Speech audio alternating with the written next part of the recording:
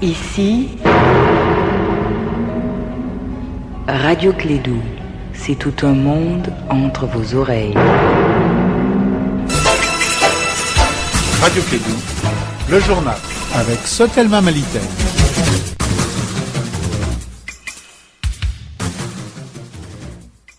« 13h à Bamako, même heure dans la cité des Balanzans. Bienvenue à la deuxième édition de Clédou Info, dont voici les titres.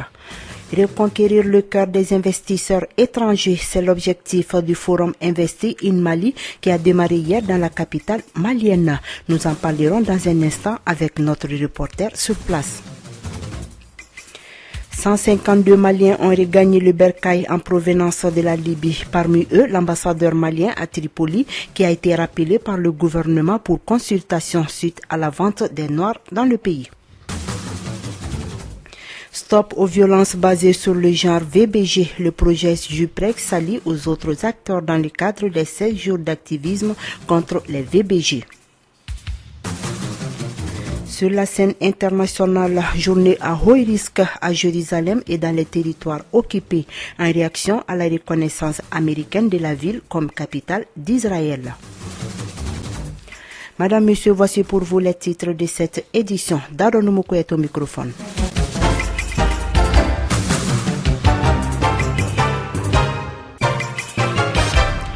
Bonjour, merci de nous choisir pour vous informer. C'est parti pour la première édition du Forum international Investi in Mali ou Investir au Mali en français. Durant 2 jours, les autorités maliennes tenteront de reconquérir le cœur des investisseurs étrangers.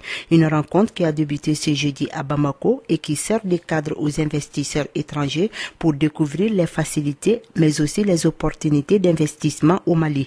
Les centaines de participants à cette rencontre attendent beaucoup de ces rendez-vous d'affaires. Mahamadou Khan nous en parle. Au Forum Invest in Mali, les investisseurs se distinguent certes par la diversité de leurs profils, mais ils sont tous animés par la même volonté de réussite. Ibrahim Khalil Tira est un jeune entrepreneur malien qui intervient dans le domaine du transport. J'ai développé un projet de bus urbain. Alors, je suis là, je croise les doigts. J'espère tomber sur les bonnes entreprises, les bons investisseurs et qui sont vraiment animés de volonté de développement pour ce pays. Et j'espère qu'avec la chance, je tomberai sur des investisseurs pareils. Ce sont plusieurs dizaines d'investisseurs étrangers qui sont venus explorer les opportunités d'investissement ou qui investissent déjà au Mali. Amin Oubid, je suis représentant du groupe Cypromad et je suis basé à Casablanca au Maroc. On est un groupe qui investit énormément dans des pays africains et le Mali c'est un des pays qui est dans notre priorité numéro 1. Alors nous on travaille dans plusieurs secteurs, de l'énergie, des finances, de la télévision numérique, de la partie IT, donc on est sur plusieurs secteurs mais on regarde un petit peu les opportunités dans le pays. Philippe Laforie de la compagnie CIS, une compagnie française installée actuellement depuis quelques années au Mali. Nous travaillons pour des compagnies minières.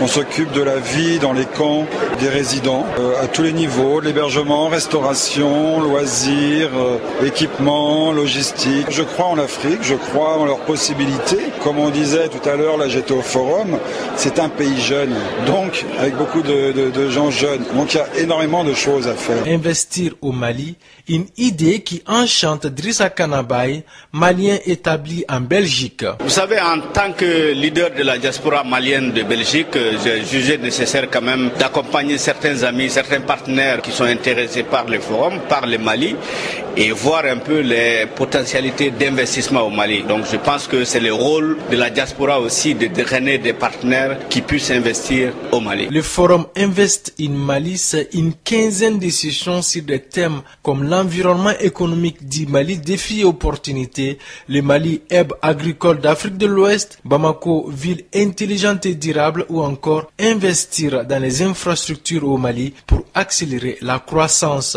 Des rencontres B2B, c'est-à-dire des échanges directs entre investisseurs, sont aussi prévus à l'issue des 2 jours de travaux. Sur le même sujet, c'est le chef de l'État malien qui a présidé la cérémonie d'ouverture du Forum Invest in Mali. Ibrahim Boubacar Keïta met l'accent sur l'immensité du potentiel économique malien. Deuxième producteur de coton l'année dernière, nous aspirons, sans sécurité professionnelle a un peu mieux cette année. Pour autant, nous ne transformons à l'intérieur que 2%. À peine intérêt à signaler cela. Ce n'est pas normal. Que d'emplois auraient pu être créés par une filière textile développée à souhait. Que de transfert de know-how, que de profit pour le paysan.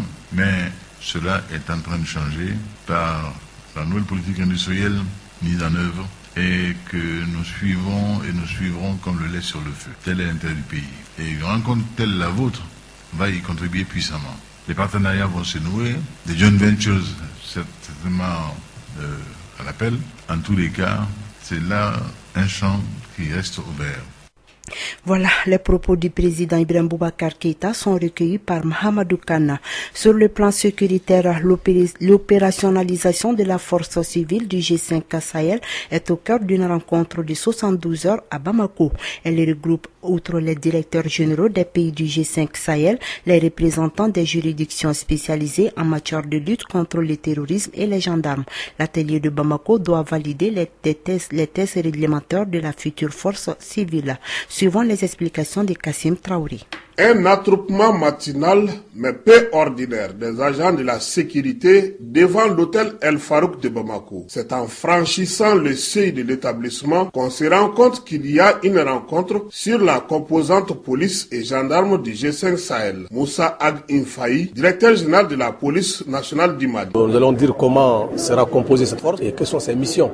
C'est des missions de police essentiellement portées sur la sécurité intérieure et puis la police judiciaire. Nous voulons donner aujourd'hui. C'est pourquoi vous voyez, tous les procureurs généraux des pôles spécialisés des pays membres sont aussi présents, Interpol aussi présent et tous les agents des Nations Unies impliqués sont présents. Jefferi Bawa, administrateur du programme Sahel à l'ONIDC. Cette composante est extrêmement importante si on veut, car si nous voulons combattre le terrorisme et la criminalité organisée dans le Sahel, il faut bien sûr que les terroristes et les criminels qui sont arrêtés puissent être emmenés en justice et avoir un procès juste et équitable. Pierre Lapac, représentant régional de l'ONIDC basé à Dakar. De ce qu'on appelle la procédure, c'est-à-dire depuis l'interpellation jusqu'à la condamnation, cette procédure soit bien faite. C'est une zone où les choses ne se passent pas comme ailleurs dans le monde, où le tribunal le plus proche se trouve à 10 km de là. Là, on parle de milliers de kilomètres. Donc il faut arriver à faire les choses correctement, en prenant en compte bien sûr cette dimension espace-temps, mais aussi en s'assurant que le travail procédural soit bien fait. Les participants doivent s'entendre et faire en sorte pour aller de l'avant. C'est ce que pense le général Didier Dako, commandant de la force conjointe du G5 Sahel. De l'atelier qu'on définira de commun accord entre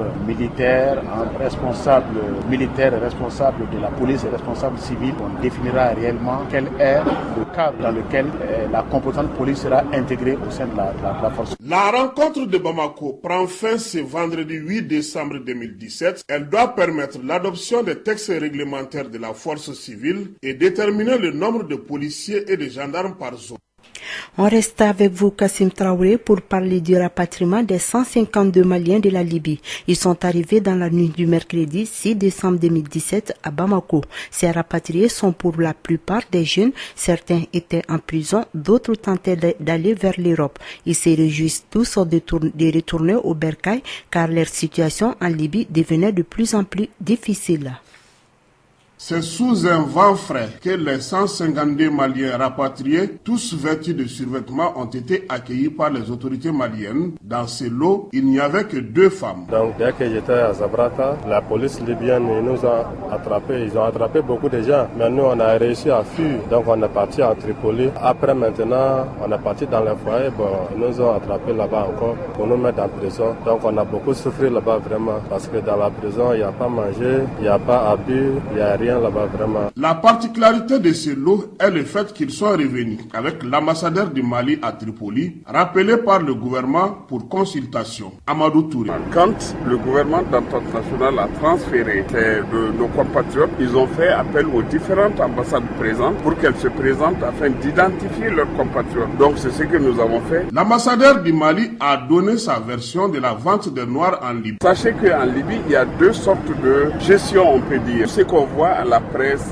l'esclavage et puis tout, vraiment, ce sont des faits d'abord isolés, il faut le dire, même s'il faut le dénoncer avec la dernière vigueur, parce que souvent certains pensent que quand vous partez au bout de chaque carré, vous trouverez des marchés d'esclaves. Vraiment, c'est pas le cas. Il faut dire la vérité. Et surtout, c'est des faits de groupes incontrôlés. Le gouvernement malien ne veut pas se limiter à ces 152 Maliens. D'autres rapatriements seront organisés, a laissé entendre Moussa Aloukone, chef de cabinet du ministère des Maliens de l'extérieur. Avant la fin de l'année, le mois de décembre, nous aurons au moins 3 à 4 rotations et que l'OIM pourra effectuer. Donc l'occasion est bonne aujourd'hui dans cette dynamique-là pour faire venir tous nos compatriotes qui sont en détresse, que ce soit ceux qui sont en prison, que ce soit les familles qui sont là-bas. Il a fallu le concours de l'OIM, du Conseil des Maliens de base en Libye et le gouvernement pour faciliter ces retours. Bakary Doumbia, chef du bureau OIM à Bamako. Faire en sorte que tous ceux qui viennent, c'est effectivement des Maliens. Donc d'abord, on travaille dans les centres de détention pour libérer les Maliens. Et ils font l'enregistrement des Maliens et puis on facilite ensemble l'arrivée des Maliens. Les 152 Maliens ont été pris en charge par le gouvernement à travers la protection civile et le développement social.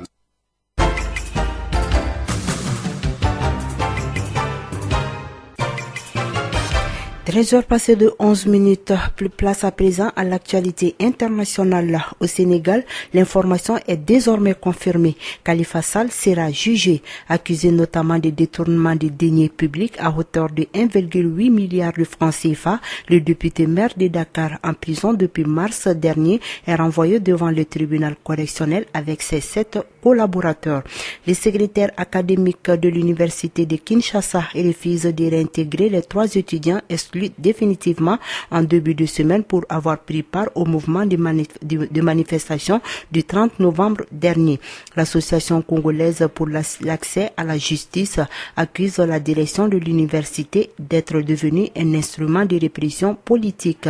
Journée à haut risque à Jérusalem et dans les territoires occupés ce vendredi. En réaction à la reconnaissance américaine de la ville comme capitale d'Israël, les factions palestiniennes ont appelé à des manifestations. Le Hamas demande même une nouvelle intifada. En réaction, la police israélienne s'est déployée en nombre en ce jour de prière autour de la vieille ville de Jérusalem.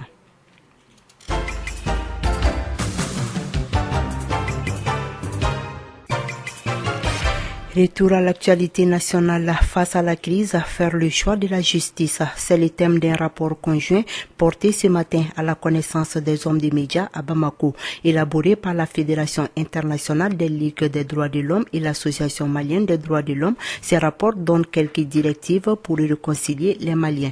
Pour plus de précisions, écoutons Mokhtar Mariko, président de l'AMDH. Il est au micro d'Etienne Nyari. C'est pour lancer notre nouveau rapport intitulé « Le Mali face à la crise, le choix de la justice ». Parce que nous avons estimé qu'on ne peut pas aller à la réconciliation sans un minimum de justice. Voilà pourquoi on veut vraiment s'apitoyer sur ce rapport et que ce rapport soit lu par les autorités et qui comprennent la préoccupation des Maliens. Le rapport parle des avancées. Effectivement, il y a certaines choses qui ont été boostées. Le ministère de la Justice a fait beaucoup de choses. Il y a eu un pôle spécialisé qui a été institué, mais nous avons quelques craintes à ce niveau parce que ce pôle est uniquement focalisé sur les atteintes à la sécurité intérieure, les actes de terrorisme, alors qu'il y a des femmes violées. Est-ce qu'on peut mettre ces violences sexuelles-là dans ces catégories? C'est ce qui nous fait un peu peur. Sinon, l'État malien est en train de faire son mieux, mais dans un autre sens. Et FIDH et MDH recommandent tout simplement aux autorités maliennes de reconsidérer les plaintes qui ont été déposées, de faire en sorte que la réconciliation politique ne puisse pas prendre le pas sur la justice et qu'il n'y a jamais eu de réconciliation sans un minimum de justice. C'est ce que nous voulons faire passer à travers ce rapport. Mokhtar Mariko, président de l'AMDH, l'Association malienne des droits de l'homme. L'État doit mettre les handicapés dans leurs droits. C'est entre autres les revendications faites par l'Association malienne des handicapés à travers une marche qui s'est déroulée ce mercredi à Bamako. Écoutons Abdelkader Keita, il est l'un des membres de la dite association pour plus de précision. Nous sommes devant la primature, c'est pour rencontrer le Premier ministre et exposer nos problèmes. Et ces problèmes, c'est quoi? La marginalisation des personnes handicapées. C'est-à-dire il faut que l'État arrive à mettre les handicapés vraiment dans leurs droits. Et les droits, ce que nous réclamons d'abord, c'est l'insertion des personnes handicapées. Et ça manque. Quand tu regardes, il y a beaucoup d'handicapés qui font des études et après les études, ils n'ont plus de boulot. Et pourtant, avant, ils étaient insérés. Et quand tu vas dans les services avec un dossier, on te regarde avec un œil en disant « Ah, c'est un handicapé. Bon, il faut poser ça en attendant que Madame Tant arrive. » Et tout ça, moi je trouve ça anormal que les gens se posent la question « Ah ouais, il est handicapé. » L'handicap, c'est le regard des autres. Sinon, on est tous handicapés. Hein. Ce qu'on voit, c'est ce qu'on remarque. Donc, on réclame ces droits-là.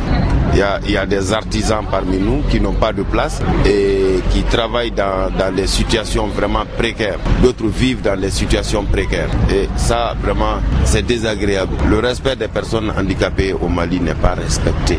C'est-à-dire, on ne respecte pas les personnes handicapées. Parce que quand tu regardes en dehors du Mali, les personnes handicapées sont respectées. Ils ont leur place, même sur les places publiques. Mais ici, l'exclusion des personnes handicapées, c'est l'État même qui a commencé. L'État, c'est qui? C'est nous tous. Quand tu vas dans les services, il y a combien d'ascenseurs? Au ministère ici, il y a l'ascenseur. Mais dans les autres services, si tu dois déposer le dossier au 2e étage, tu as 45 minutes pour monter. Tu n'as personne pour te monter. Donc ils pensent à tout cela. Tout ça, c'est une sorte d'exclusion des personnes handicapées. Au micro d'Etienne Niari s'exprimait à l'instant Abdelkader Keita. Il est l'un des membres de l'association malienne des handicapés. Parlons à présent des violences basées sur le genre et je le disais dans les titres. Dans le cadre de ces jours d'activisme contre les VBG, le projet JUPREC s'associe aux autres acteurs intervenant dans le domaine afin de lutter contre ces fléaux. Démarré en 2014, le projet JUPREC intervient dans 18 communes et vise à venir en aide aux personnes affectées par la crise de 2012 dans notre pays. Pour plus de détails, écoutons Maïmouna Djankunda Dambélé, responsable violences basées sur le genre au sein du projet.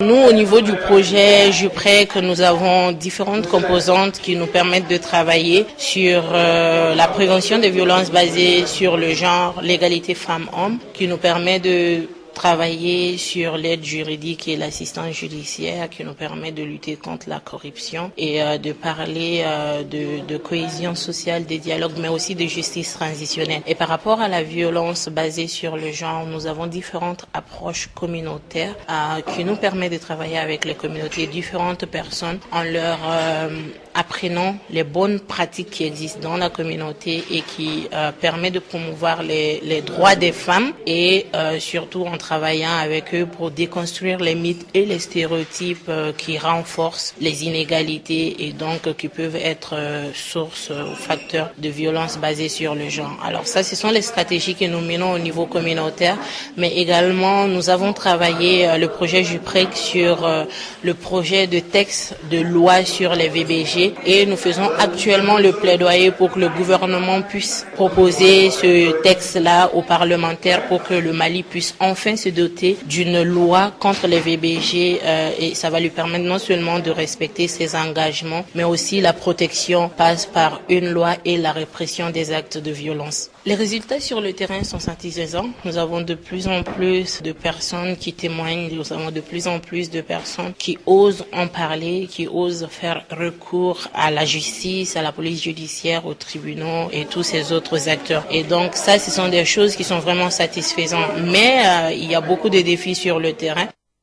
Maïmouna Djankouda Dambélé, responsable violence basée sur le genre au sein du projet JUPREC, Justice, Prévention et Réconciliation. Et c'est ce qui met un point final à cette édition, la deuxième de Clédou Info. Au microphone, Dadonomoko, mise en onde Fatou Fall.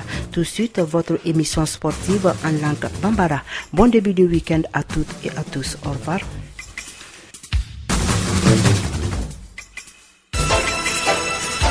Radio Clédou, le journal avec Sotelma Malitaire.